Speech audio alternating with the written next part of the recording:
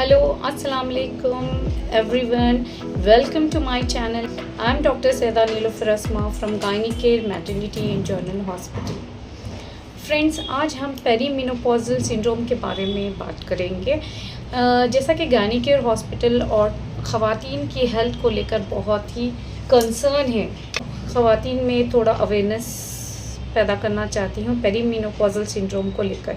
Actually perimenopausal syndrome ये एक life का एक पार्ट होता है, एजिंग का एक पार्ट होता है जो अराउंड मेनोपॉज से पहले आता है, जिसमें आपके ओवरीज़ जो फंक्शनिंग ग्रेजुअली अपना फंक्शनिंग करना स्टॉप कर देते हैं, जिसके नतीजे में बहुत सारे physiological, psychological, physical symptoms develop होते हैं, जिसको इन कई सारे केसेस में इलाज लेने से ये सिम्टम्स बहुत ही कम हो जाते हैं। ये ज़्यादातर ख़वातीन के मिड-30s में स्टार्ट होता है और सिम्टम्स और ये पीरियड एक 4 इयर्स से लेकर 8 इयर्स लगते हैं मेनोपॉज अटेन करने के लिए, और ये पीरियड को हम मेनोपॉजल सिंड्रोम कंसिडर करते हैं। एवरेज अगर देखा जाए तो 5 इयर्स भी होता है। इसके सिम्टम्स में ख़वातीन ज़्यादातर जो सबसे मेन प्रॉब्लम उनमें क्रिएट होती है वो है मेंस्ट्रुअल इरेगुलरिटीज़ होते हैं, मेंस्ट्रुअल साइकिल में डिस्टर्बेंसेस होते हैं, या तो मेंस्ट्रुअल साइकिल लेंथी हो जाता है या फिर वो पीरियड शॉर्ट हो जाता है, किसी के पीरियड स्किप हो जाते हैं, किसी को ब्लीडिंग बिल्कुल लाइट होती है, किसी को ब्लीडिंग हैवी होती है। इस मेंस्ट्रुअल साइकिल से हटकर अगर हम कोई दूसरे प्रॉब्लम्स की तरफ देखें तो दूसरा इसका मेन प्रॉब्लम होता है मूड स्विंग्स। लेडीज़ में इरिटेबिलिटी बढ़ जाती है, स्लीपिंग डिसऑर्डर हो जाता है, स्लीपिंग प्रॉब्लम्स होते हैं, डिप्रेशन होता है, एंगर इश्यूज़, एंग्जाइटी, डिजीनेस, ये बहुत ही कॉमन सिम्टम्स ख़वातीन को फेस करनी पड़ती हैं। हॉट फ्लैशेस भी होते हैं।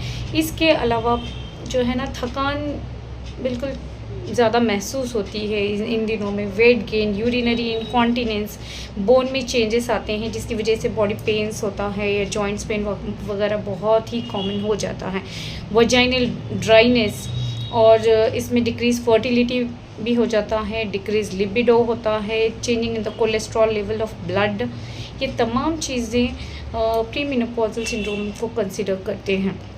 लेकिन हम इसका एश्योरेंस हम तभी देंगे अगर कोई पेशेंट अगर ये प्रॉब्लम फेस कर रही है तो उसको सबसे पहले चाहिए कि अपने गायनेकोलॉजिस्ट से रुजू हों।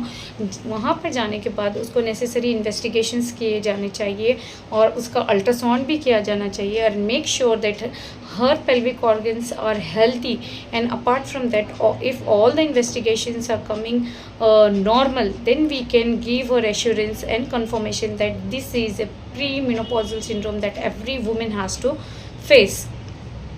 तो तब पेशेंट उसको बहुत लाइट वे में भी ले सकती है और इसको ट्रीटमेंट की भी ज़रूरत नहीं होती है। उसको सिर्फ अपनी लाइफस्टाइल चेंज करनी पड़ती है, बैलेंस डाइट लेना पड़ता है, और उसके अलावा एक हेल्थी रूटीन उसको मेंटेन करना पड़ता है, प्रॉपर स्लीप लेना चाहिए, स्ट्रेस वगैरह को अवॉइड करना चाहिए।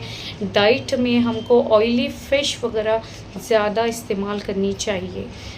ट्रीटमेंट की तरफ अगर हम देखें तो ट्रीटमेंट उस सूरत में देना चाहिए अगर पेशेंट को ये सब चीज़ें हैंडल करना बहुत ही मुश्किल हो रहा है, उसको स्लीपिंग प्रॉब्लम की वजह से उसकी हेल्थ मुतासिर हो रही है, या फिर ये जो भी चीज़ें है उसको एक डिप्रेशन फेस कर रही है अगर पेशेंट, तो हमको ट्रीटमेंट देना चाहिए ताकि उसके ये सिम्टम्स, ये पीरियड से वो आसानी से गुजर सके। तो सबसे पहली चीज़ होती है हार्मोन रिप्लेसमेंट थेरेपी, देन दूसरी चीज़ होती है एंटी डिप्रेसेंट्स, एंड तीसरी चीज़ होती है लाइफस्टाइल चेंजेस।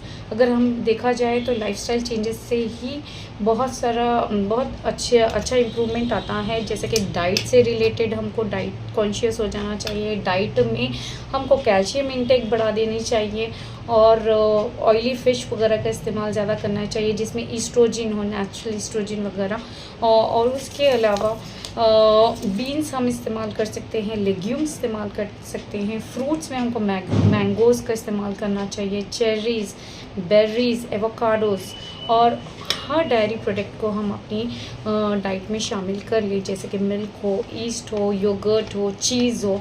तो इन तमाम चीज़ों को हम, और रेगुलर एक्सरसाइज करनी चाहिए, मॉर्निंग वॉक पे जाना चाहिए। तो ये सब करने के बाद ये सिम्टम्स बहुत आसानी से, ये पीरियड बहुत आसानी से पास हो सकता है।